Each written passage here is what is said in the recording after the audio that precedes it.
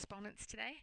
And you've already done a little bit with exponents in the last unit. You had to do, for example, x times x, and you got x squared. This unit's going to jump into powers other than the first power, where you do x times x and get an answer of x squared, or x to the second. Now, basically exponents show repeated multiplication. So when you did, for example, x times x, you came up with x squared because you had multiplied two x's together. This power tells you how many times you used x as a base in your multiplication. Well, this would be 1, and this would be the second time, so x to the second power. In a problem like this one, a to the third times a to the ninth, people are often tempted to say, oh, it's a multiplication problem, so I'm going to multiply those exponents and get a to the 27th power. That is not correct. What you have to think of is, again, exponents show repeated multiplication. So a to the third means a times a times a. A to the ninth means a times a times a times a. 9 of these. 7, 8, 9. So now if I look at this all together, I have 1, 2, 3, 4, 5, 6, 7, 8, 9, 10, 11, 12. And I know my pen pointer probably did not keep up very well with my counting, but I have 12 A's being multiplied together. So the repeated multiplication there shows that using my exponents shows that I used a as a factor 12 times in that problem. So a to the 12th would be the correct answer to a to the third times a to the ninth. Okay, so the next problem, very similar. The only thing different is, what if there's coefficients out in front of these numbers that we're multiplying? So for example, now I've got my 2 times my 7 and my a to the 7th times my a to the 3rd. And I would encourage you to think of it this way. You want to take the coefficients and multiply them together. So 2 times 7 gives you 14. And then you can take your variables and say, okay, when I do a to the 7th times a to the 3rd, that means I'm going to have altogether 7 plus 3 a's being multiplied. That means I'm going to have 10 a's being multiplied together. So 14 times a to the 10th. The exponent of 10 shows me that altogether 10 a's are being multiplied. Okay, now the difference between this problem and the previous is I threw a negative number in there. You just then have to remember that a negative times a positive is going to give me a negative answer. So negative 2 times 14 is negative 28. And many people at this point would be tempted to put a to the 4th because they look at this and they say, oh, this a is missing an exponent, so I don't have anything to add to the 4. Well, that's not really true. In order for there to be a factor of an a, the exponent on it must be a 1. So rather than it being negative 28a to the 4th power, it's going to have to be negative 28a to the 5th power, because there really are 5 a's being multiplied together. 1 from here and 4 from this. Altogether would be a to the 5th. Negative 28a to the 5th. Okay, now it is possible that the values we're multiplying together have more than one variable. So I like to think of it as just, you can multiply numbers in any order. You probably learned that way back maybe in first or second grade, or when you first started multiplying, second or third grade probably. So 6 times 3, you can take the number part. Whoops.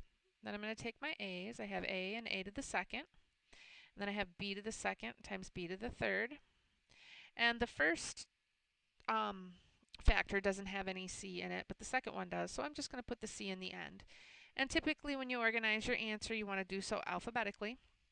That's why I put the a's out in front, then the b's, then the c's. So 6 times 3 gives me 18. A times a to the second, well, that's 1 plus 2, so a to the third. B to the second times b to the third, well, that's actually 2 plus 3, so 5 b's being multiplied together, and then c.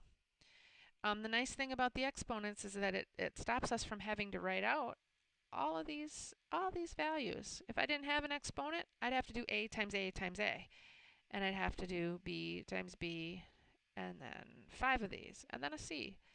So using properties of exponents and rules for exponents is kind of like a shorthand way to write our answers. We don't have to write an answer with like 10 different factors in it, we can use our exponents for shorthand.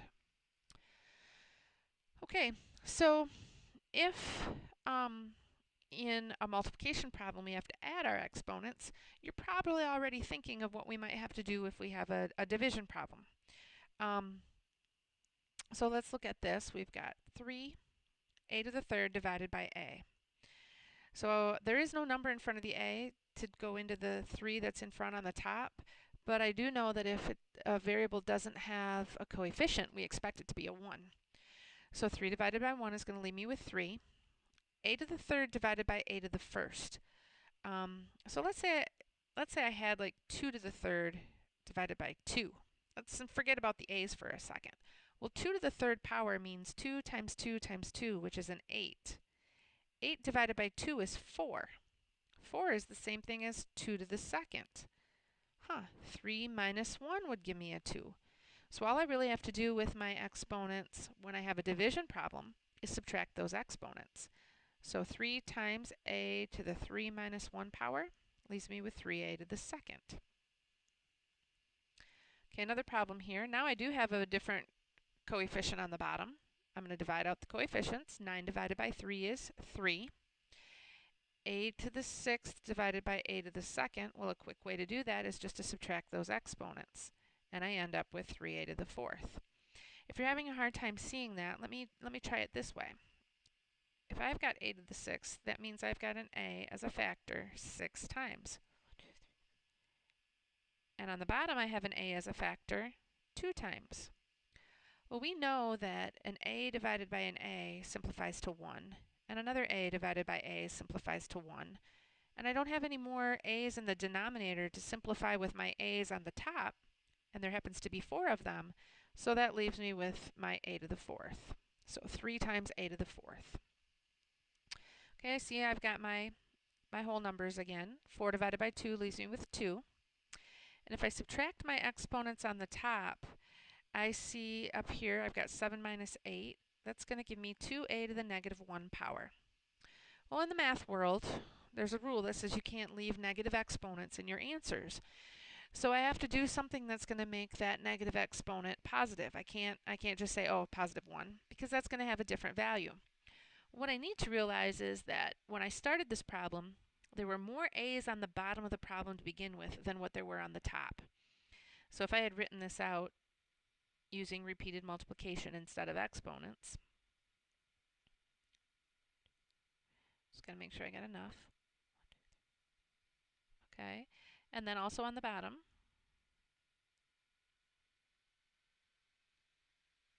and started reducing, simplifying to ones for every pair, it reduces to 1. And when I get done, my leftover, or my extra, ends up on the bottom of the problem. So whenever you see a negative exponent after you subtract, that just means the extra a, or whatever the variable is, should have ended up in the bottom, because that's where the larger number was to begin with. So instead of having it as 2 times a to the negative 1, I should have it as 2 over a. Your value for what your coefficients reduces to, if it's larger than 1, then that whole number needs to go on the top. But if your exponent is a negative number, then that variable with its exponent should now be on the bottom.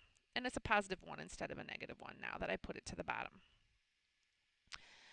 Okay, so with the next problem I see I've got 3 over 2. I can't reduce that, I can't divide it. So I just know that on the top I'm going to have a 3, on the bottom I'm going to have a 2. When I'm first subtracting these exponents, I always subtract them in the top of a fraction. If any exponent ends up being negative, then that's going to get moved to the bottom of a fraction. Okay, so I should have left myself some more space, but I'll have to make do. So my a's end up being 6 minus 9 is negative 3. I can't have negative exponents in my answer, so something's going to have to happen to that in just a bit. For my b's, 1 minus 1 becomes b to the 0 power. We haven't had any yet with b to the 0 power, but if we think about this, if I had one b on top and one b on the bottom, and they simplified to 1, b to the 0 must be a 1. So I would have 3 times a to the negative 3 times 1. Well, 3 times 1 is 3, so I don't even need to write that b to the 0 power, and you shouldn't include that in your answer. and 7 minus 3 is 4. And to clean this up a little bit, because I should not have negative exponents in my answer, the c can stay on the top because it's positive, but the a and its exponent needs to move to the bottom where the exponent on the a does become positive. The reason being, there were 9 a's multiplied together on the bottom and only 6 a's multiplied together on the top in the original problem. So the leftover a's would land on the bottom of that problem. Okay, and one more type of problem involving exponents is power to a power. And I'm going to start with this one. Okay, many people,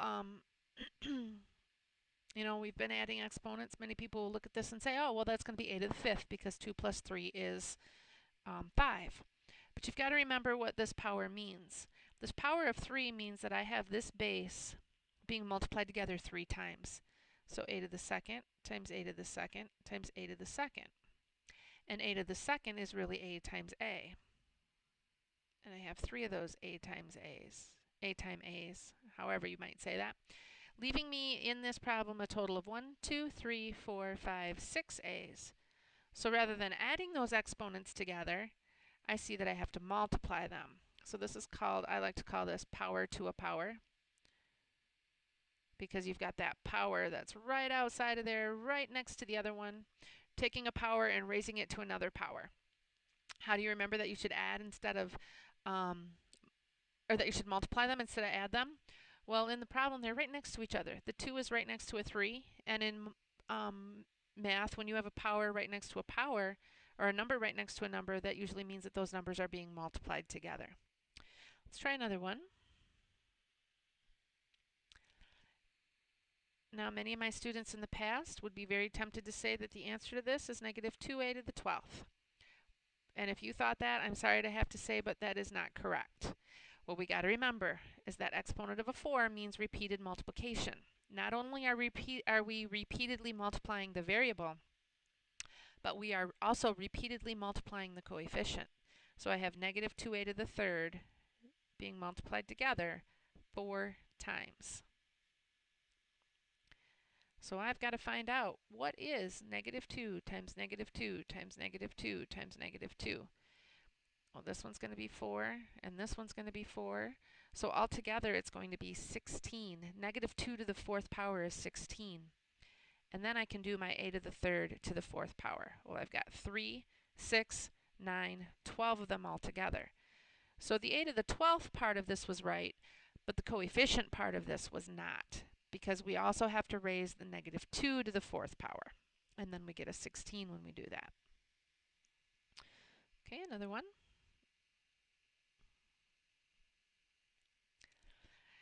Now again, remember, this power on the outside means repeated multiplication. So I have 7ab to the 2nd being multiplied together 3 times. Now, do you have to write this out like this every single time? No, you don't.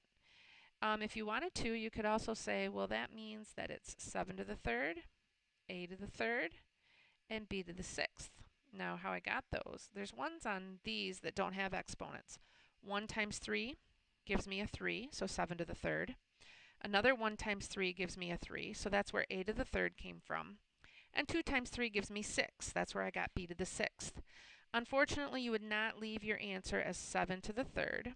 So I'm going to find out what 7 to the 3rd is equal to, and it's 343. So 343, a to the 3rd, b to the 6th. And then one more. Each one has been increasing in difficulty, so this one will too. And it's a multiplication problem also involving power to power. So before you can actually multiply these two things together, we need to get rid of these exponents. Or the parentheses, I'm sorry. In order to get rid of the parentheses, we have to take care of these exponents that are on the outside of the parenthesis. So remember, anything that doesn't have an exponent, you would expect it to be a 1. So 9 to the 1st squared becomes 9 to the 2nd. A to the 1st squared becomes a to the 2nd. And b to the 1st squared becomes b to the 2nd. So that's the first parenthesis with no exponent on the outside of it anymore. 2 to the 1st to the 3rd becomes 2 to the 3rd. a to the second to the third becomes a to the sixth because of 2 times 3. And b to the third becomes b to the ninth. Now I can finally multiply these together. 9 squared is 81. Whoops. And 2 cubed is 8. So I need to find out what 81 times 8 is. 6,561. And I've got a to the second times a to the sixth, b to the second times b to the ninth. And now I need to remember that this is multiplication problem now. It's not power to a power. These powers are not right next to each other. There's a variable in between. So I'm going to add them this time. So 2 plus 6 becomes 8. And b to the second times b to the ninth is going to become b to the 11th. When you're doing repeated multiplication, those exponents can grow large pretty fast.